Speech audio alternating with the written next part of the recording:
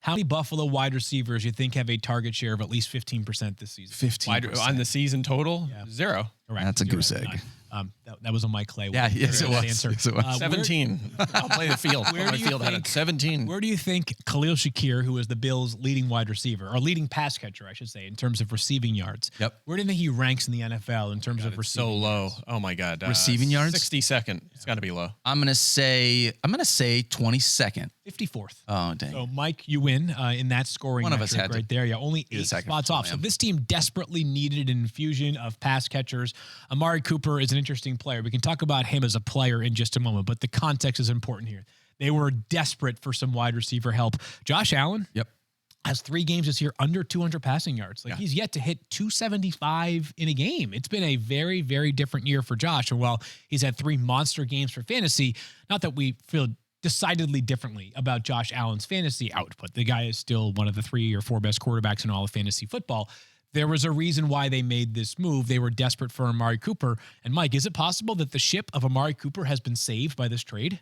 I don't know if the needle moves a ton. I think you're going to feel a little bit better about starting him, but there's a reason it seems like Dalton Kincaid's not doing very well because his target share is over 20%. Like especially lately, he's been fine in that department. When they throw the ball, it goes to him. The problem is they're really slow moving offense. They now are more balanced. They're actually last in offensive snaps this season. Wow, yeah. And that's not like fluky. This has been going on since midway through last year when they changed coordinators. Yeah. I think that you see some teams kind of shift to that where now it's like, we're going to protect our defense by just moving it slow. We're not going to just sling the ball around constantly. And that's kind of the change the Bills made last season. So I worry a little bit about that kind of thing. Like what you were just talking about with Kincaid, where it seems like he's not doing anything, even though the target share is good. That could be an issue here with Cooper to some extent. So I think he'll get a quarter of the targets. He'll be startable in fantasy. Maybe even gets the wide receiver 2 conversation, but I think that's his upside. I don't want to get too carried away on this one, especially this week. Even if he's a full go, they're playing Tennessee. Yeah, I mean, this is like worst case scenario matchup too. Yeah, so it might be a slow start here. So, all right. I think if people listen to Mike's analysis, they would say like, wow, that sounds like kind of like a vanilla move. Like, why bother doing it? Well, I mean, we just talked about Devontae Adams. Like, I think the circumstances are a little different here. Yeah.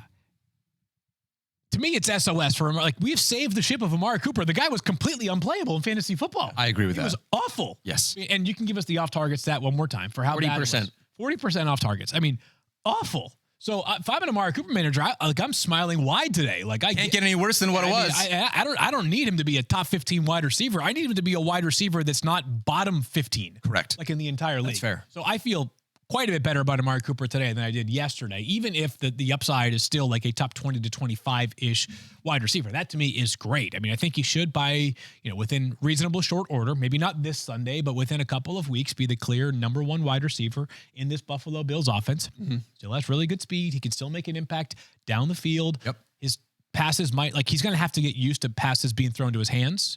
Like he's going to have to relearn how to catch.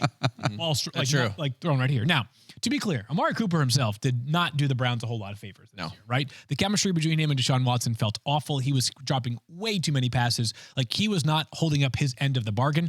This one screamed, I need a change of scenery so badly. So no surprise that he was actually traded by the Browns.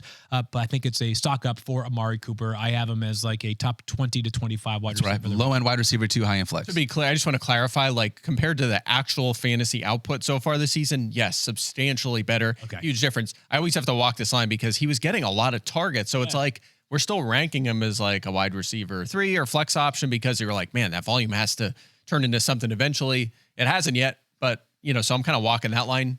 Yeah, but yes, of course we feel much better about this. I would imagine if he's tied for 8th in the NFL in targets, but you mentioned he has a 40% off target rate, it's like he's really not tied for 8th in targets. Like he is, but he's not because so many of them were uncatchable, it felt like. So there's going to be a much better decision. Calvin Ridley last week.